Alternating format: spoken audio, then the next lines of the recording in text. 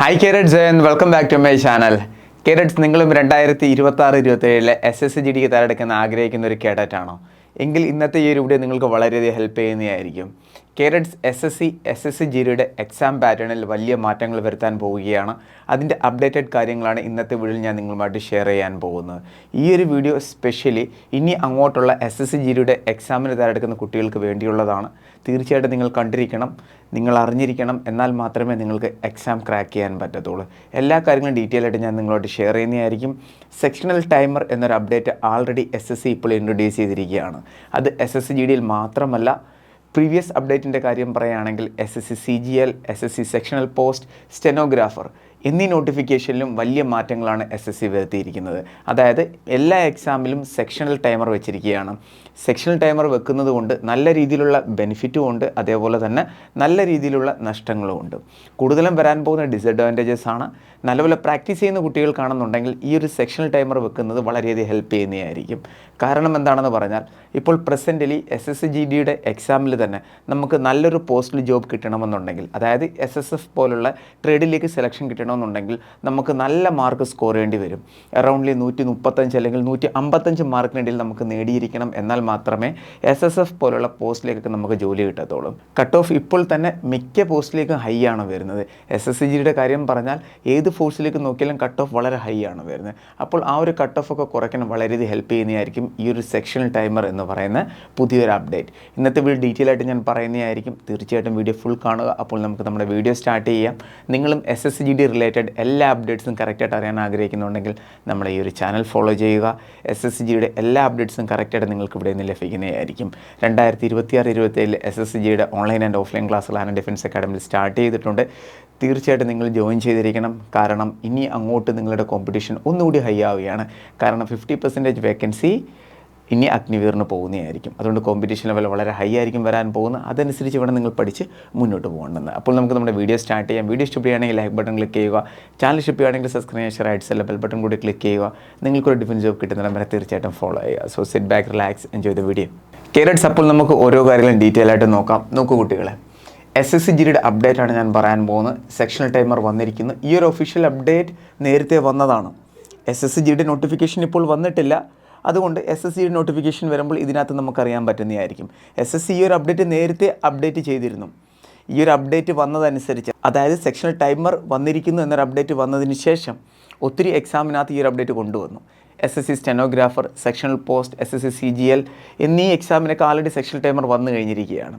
അപ്പോൾ നിങ്ങളും ഈ ഒരു കാര്യം തീർച്ചയായിട്ടും അറിഞ്ഞിരിക്കണം. എന്താണ് ഈ സെക്ഷണൽ ടൈമർ, നോട്ടിഫിക്കേഷൻ എപ്പോൾ വരും, എക്സാം പാറ്റേണിൽ എങ്ങനെയാണ് മാറ്റങ്ങൾ വന്നിരിക്കുന്നത് എന്നീ കാര്യങ്ങളെല്ലാം ഇതെല്ലാം ഡീറ്റെയിൽ ആയിട്ട് ഞാൻ പറയുന്നതായിരിക്കും. നോക്കൂ കുട്ടികളെ, ആദ്യം നമുക്ക് നോക്കാം 2026-27 നോട്ടിഫിക്കേഷൻ എപ്പോഴാണ് വരാൻ പോകുന്നതിനെക്കുറിച്ച്. കുട്ടികളെ, നമ്മുടെ നോട്ടിഫിക്കേഷൻ ഏത് നോട്ടിഫിക്കേഷനാണ്? SSC-GD 2026-27 നോട്ടിഫിക്കേഷൻ സെപ്റ്റംബർ ഒക്ടോബർ മന്തോടെ വരുന്നതായിരിക്കും. നിങ്ങളുടെ എക്സാം സ്റ്റാർട്ടാകാൻ പോകുന്നത് 2027 ജനുവരി ഫെബ്രുവരി മാർച്ച് മന്തിലായിരിക്കും. ഈ ഒരു അപ്ഡേറ്റ് എല്ലാവർക്കും മനസ്സിലായല്ലോ. അപ്പോൾ ഇതനുസരിച്ച് എല്ലാ കുട്ടികളും പഠിച്ച് മുന്നോട്ട് പോകണം. +2 ഹിസ്റ്ററി, അതേപോലെ തന്നെ ഹിസ്റ്ററി എന്ന് പറഞ്ഞാൽ ഹ്യൂമാനിറ്റീസ്, കൊമേഴ്സ് ഒക്കെ എടുത്ത് പഠിച്ച ഒത്തിരി കുട്ടികളുണ്ട്. അവർക്ക് മാത്സ്, റീസണിങ് എന്നീ സബ്ജക്റ്റുമായിട്ട് ടച്ച് വളരെ കുറവായിരിക്കും. അപ്പോൾ അങ്ങനെയുള്ള കുട്ടികൾ നേരത്തെ തന്നെ പ്രിപ്പറേഷൻ സ്റ്റാർട്ട് ചെയ്യണം. അവർക്ക് നല്ല രീതിയിൽ പിന്നെ അങ്ങോട്ട് മുന്നോട്ട് പോകാൻ പറ്റുന്നതായിരിക്കും നോട്ടിഫിക്കേഷൻ വന്നതിന് ശേഷം. കേട്ടോ, ഓരോ അപ്ഡേറ്റും കറക്റ്റായിട്ട് പറയുന്നതായിരിക്കും. ഫസ്റ്റ് ഓഫ് ഓൾ നിങ്ങൾക്ക് മനസ്സിലായി നോട്ടിഫിക്കേഷൻ എപ്പോൾ വരും. ഇനി വേക്കൻസിയുടെ കാര്യം പറയുകയാണെങ്കിൽ, മുൻ വർഷങ്ങൾ അപ്ഡേറ്റ് നിങ്ങൾക്ക് ഇവിടെ കാണാവുന്നതാണ്. എല്ലാ വർഷവും എത്രയാണ് വേക്കൻസി വന്നിരിക്കുന്നത്? 25, പിന്നെ അതിനുശേഷം 24 ആയിരുന്നു ഇനിഷ്യൽ. പിന്നെ വേക്കൻസി ഇമ്പ്രൂവ് ആയി 50,000, 46,000, 53,000, 25,000. ഇപ്പോഴും എന്തായാലും വേക്കൻസി ഇത് തന്നെയാണ് അപ്ഡേറ്റ് ചെയ്തിരിക്കുന്നത്. 2025-26 ഇവിടെയും വേക്കൻസി എന്തായാലും കൂടുന്നതായിരിക്കും. കേട്ടോ, 25,000 പ്ലസ് വേക്കൻസിയാണ് ലാസ്റ്റ് 5 ഇയറിൽ അപ്ഡേറ്റ് എടുത്താൽ കറക്റ്റായിട്ട് മെൻഷൻ ചെയ്തിരിക്കുന്നത്. എന്നാൽ 3 വർഷമാണെന്നുണ്ടെങ്കിലോ വേക്കൻസി 50,000 അടുത്തും വന്നിട്ടുണ്ട്. ക്ലിയർ? ഈ വർഷം എന്തായാലും വേക്കൻസി കൂടുന്നതായിരിക്കും. കാരണം എന്താണ്? നിങ്ങൾക്കെല്ലാവർക്കും അറിയാം, BSF-ലും അതേപോലെ CRPF, ITBP, പിന്നെ CISF-ലേക്കും ഒത്തിരി പോസ്റ്റ് വേക്കൻ്റ് ഉണ്ട്. അതിൻ്റെയൊക്കെ അപ്ഡേറ്റ് ആൾറെഡി വന്നു കഴിഞ്ഞു. ചിലയിടത്തൊക്കെയാണെന്നുണ്ടെങ്കിൽ പുതിയ പുതിയ ബറ്റാലിയൻ കൂടി രൂപീകരിക്കുകയാണ്. അവിടെയും കൂടുതൽ സ്ട്രെങ്തിൻ്റെ റിക്വയർമെൻ്റ് ഉണ്ട്. അതനുസരിച്ച് പുതിയ പാരാമിലിറ്ററി ജവാൻ എന്തായാലും വേണം. മനസ്സിലായോ? അപ്പോൾ അത്രയും പോസ്റ്റ് വേക്കൻ്റ് കിടക്കുമ്പോൾ വേക്കൻസിയും അതേ രീതിയിൽ വരുന്നതായിരിക്കും. ഈ അപ്ഡേറ്റ് എല്ലാം ഓൾറെഡി വന്നതാണ്. ഇത് കറക്റ്റ് പ്രോപ്പർ അപ്ഡേറ്റ്സ് ആണ്. ഒഫീഷ്യൽ അപ്ഡേറ്റും ഇതിൻ്റെ വന്നിട്ടുണ്ട്. ഇനി വേറൊരു അപ്ഡേറ്റ് കൂടി വന്നിട്ടുണ്ട്, അത് നിങ്ങൾ അറിഞ്ഞിരിക്കണം. കോമ്പറ്റീഷൻ ഹൈ ആവാൻ പോകുന്നുണ്ടെന്ന് ഞാൻ പറഞ്ഞിട്ടുണ്ടായിരുന്നു. അതിൻ്റെ കാരണം എന്താണെന്ന് പറഞ്ഞാൽ 2 ദിവസം മുന്നെയാണ് ഈ ഒരു അപ്ഡേറ്റ് വന്നത്. അഗ്നിവീർ കംപ്ലീറ്റ് ആകാൻ പോകുന്നത് 2026 നവംബർ ഡിസംബറോടാണ്. ഫസ്റ്റ് ബാച്ച് ഇപ്പോൾ ഔട്ടാവും. അപ്പോൾ അവർക്ക് വേണ്ടി പാരാമിലിറ്ററിൽ 50% റിസർവേഷൻ അപ്ഡേറ്റ് ചെയ്തിരിക്കുകയാണ്. അതേപോലെ തന്നെ അവർക്ക് 5 വർഷത്തെ ഏജ് റിലാക്സേഷൻ ലഭിക്കുന്നതായിരിക്കും. പിന്നെ ഈ അഗ്നിവീറുകാർക്ക് ഫിസിക്കലും ഇല്ല, പിന്നെ ഹൈറ്റും വെയ്റ്റും ഒന്നുമില്ല, അതേപോലെ തന്നെ റിട്ടേൺ എക്സാം ഒന്നുമില്ല. ഇതൊന്നും തന്നെ അവർക്ക് അറ്റൻഡ് ചെയ്യേണ്ടതായിട്ട് വരത്തില്ല. അവർക്ക് ഡയറക്റ്റ് സെലക്ഷൻ കിട്ടുമെന്നാണ് പറഞ്ഞിരിക്കുന്നത്. മിനിസ്ട്രി ഓഫ് ഹോം അഫയേഴ്സിൻ്റെ അപ്ഡേറ്റ് ആണിത്. അപ്പോൾ ഇനി അങ്ങോട്ട് നിങ്ങളുടെ കോമ്പറ്റീഷൻ നല്ല ഹൈ ആവാൻ പോവുകയാണ്. കാരണം അഗ്നിവീർ വരുന്നുണ്ട്. എത്രയാണ് വേക്കൻസി വരുന്നത് അതിൻ്റെ 50% അവർക്കാവുന്നു. ബാക്കി 50% വേക്കൻ്റ് ആണ് നിങ്ങൾക്കുള്ളത്. അതിനകത്താണ് നിങ്ങളുടെ കോമ്പറ്റീഷൻ എന്ന് പറയുന്നത് കേട്ടോ. ഈ ഒരു അപ്ഡേറ്റും തീർച്ചയായിട്ടും നിങ്ങൾ അറിഞ്ഞിരിക്കണം. എന്തുകൊണ്ടാണ് ഞാനിത് പറയുന്നതെന്ന് പറഞ്ഞാൽ, കുട്ടികളെ, നിങ്ങൾ 2026-27 SSGD തയ്യാറെടുക്കാൻ പോകുന്നൊരു കുട്ടിയാണെങ്കിൽ ഇതൊക്കെ അറിഞ്ഞു വേണം നിങ്ങൾ പ്രിപ്പറേഷൻ ചെയ്യേണ്ടുന്നത്. വേക്കൻസി 100 വരികയാണെന്നുണ്ടെങ്കിൽ 50 വേക്കൻസി അഗ്നിവീറിന് പോകും, ബാക്കി 50 ആണുള്ളത്. അപ്പോൾ അതിനകത്താണ് എൻ്റെ കോമ്പറ്റീഷൻ വരുന്നത്. അപ്പോൾ ഞാൻ എത്ര പഠിക്കണം, എങ്ങനെ പഠിക്കണം, ഈ കാര്യങ്ങളെല്ലാം നിങ്ങൾ അറിഞ്ഞിരിക്കണം. അതുകൊണ്ടാണ് ഞാൻ സ്റ്റെപ്പ് ബൈ സ്റ്റെപ്പായിട്ട് എല്ലാം പറയുന്നത് കേട്ടോ കുട്ടികളെ. അപ്പോൾ നിങ്ങൾക്ക് ഇത്രയും കാര്യങ്ങൾ മനസ്സിലായിട്ടുണ്ട്. ഇനി നിങ്ങൾ അറിയേണ്ടതാണ് എന്താണ് ഈ സെക്ഷണൽ ടൈമർ, എങ്ങനെയാണ് ഇതിൻ്റെ അപ്ഡേറ്റ് വന്നിരിക്കുന്നത് എന്നതിനെക്കുറിച്ച്. നോക്കൂ കുട്ടികളെ, SSGDയുടെ കാര്യം പറയുകയാണെങ്കിൽ സെലക്ഷൻ പ്രോസസ്സിൽ ആദ്യം വരുന്ന റിട്ടേൺ എക്സാമാണ്. ആ ഒരു എക്സാമിന് നിങ്ങൾ എത്ര മാർക്കാണ് സ്കോർ ചെയ്യുന്നത് അതനുസരിച്ചിരിക്കും നിങ്ങളുടെ സെലക്ഷൻ എന്ന് പറയുന്നത്. ആദ്യം വരുന്നത് കമ്പ്യൂട്ടർ ബേസ്ഡ് ടെസ്റ്റാണ്. അതിനുശേഷം പിന്നെ ഫിസിക്കലാണ്.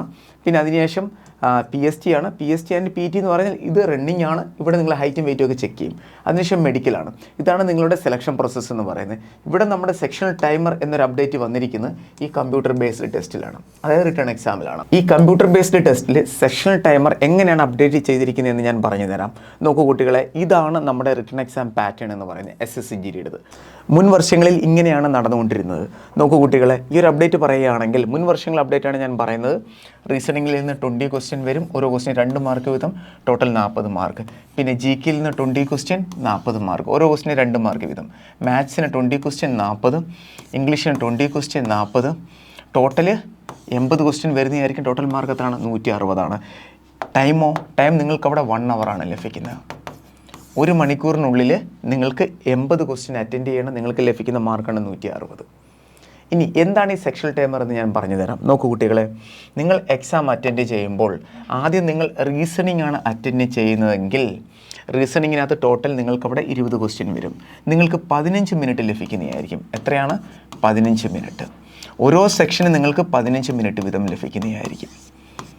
മനസ്സിലായോ? ഡീറ്റെയിൽ ആയിട്ട് പറഞ്ഞു തരാം. ഇവിടെ നിങ്ങൾക്ക് 1 അവറാണ് ലഭിക്കുന്നത്. ഓരോ സെക്ഷനും 15 മിനിറ്റ് വീതം. ഇപ്പോൾ നിങ്ങൾ റീസണിങ് ക്വസ്റ്റ്യൻ അറ്റൻഡ് ചെയ്യുമ്പോൾ ടോട്ടൽ 20 ക്വസ്റ്റ്യനാണ് വരുന്നത്. നിങ്ങൾ 17 ക്വസ്റ്റ്യൻ എത്തി. 17 ക്വസ്റ്റ്യൻ എത്തിയപ്പം ടൈം 15 മിനിറ്റായി. 15 മിനിറ്റ് കഴിയുമ്പോൾ ഓട്ടോമാറ്റിക്കലി നിങ്ങൾ എത്ര ക്വസ്റ്റ്യനാണോ അറ്റൻഡ് ചെയ്ത് അത് സബ്മിറ്റ് ആവുന്നതായിരിക്കും. അതിനുശേഷം നെക്സ്റ്റ് ഓപ്പൺ ആവും. ഇവിടെ നിങ്ങൾക്ക് 15 മിനിറ്റ് ലഭിക്കുന്നതായിരിക്കും. ഇവിടെ നിങ്ങൾക്ക് 15 മിനിറ്റ് ലഭിക്കുന്നതായിരിക്കും. ഇതേ രീതിയിൽ നിങ്ങൾക്ക് ഓരോ സെക്ഷനിലും 15 മിനിറ്റ് വീതം ലഭിക്കും. അതിനെയാണ് സെക്ഷണൽ ടൈമർ എന്ന് പറയുന്നത്. മനസ്സിലായ? ഇതുകൊണ്ട് എന്തെങ്കിലും ബെനിഫിറ്റ് ഉണ്ടോ? നിങ്ങൾ തന്നെ ഓർത്ത് നോക്ക്. ബെനിഫിറ്റ് ചിലർക്ക് ലഭിക്കുന്നതായിരിക്കും, എന്നാൽ കൂടുതലും കുട്ടികൾക്കും ഇതൊരു ഡിസഡ്വാൻറ്റേജ് തന്നെയാണ്.